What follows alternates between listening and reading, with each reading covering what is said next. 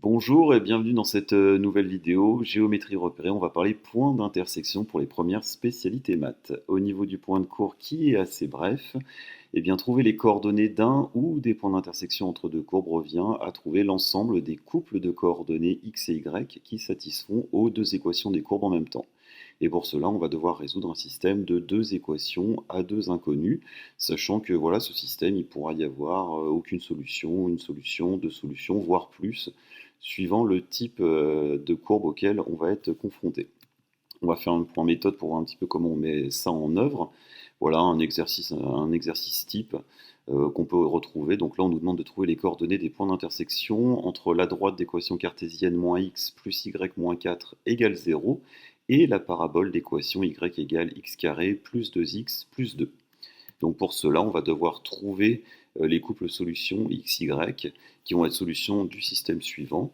Eh bien, tout simplement, moins x plus y moins 4 égale 0, ça c'est l'équation cartésienne de notre droite.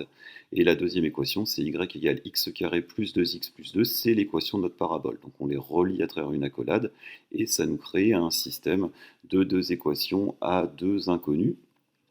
Et là, on va utiliser la méthode par substitution. Alors pourquoi? Tout simplement parce qu'en fait, on a dans nos deux équations y, et on a surtout dans l'équation 2, on a directement l'expression de y, c'est-à-dire qu'on sait que y doit être nécessairement égal à x carré plus 2x plus 2 si on veut que notre point appartienne à notre parabole. Donc ce qu'on va faire, c'est que cette valeur de y qu'on a grâce à l'équation numéro 2, on va la réinjecter dans l'équation numéro 1. Donc on va remplacer le y de l'équation E1 par son expression de l'équation E2, c'est-à-dire x carré plus 2x plus 2, ce qui nous donne le système suivant. On voit bien que j'ai remplacé dans l'équation 1 le y par x carré plus 2x plus 2. Donc on obtient ce système d'équations-là. Là, pour l'instant, je l'ai juste recopié. Ce qu'on va faire maintenant, c'est qu'on va toucher uniquement à l'équation 1 et on va additionner ce qu'on peut additionner ensemble.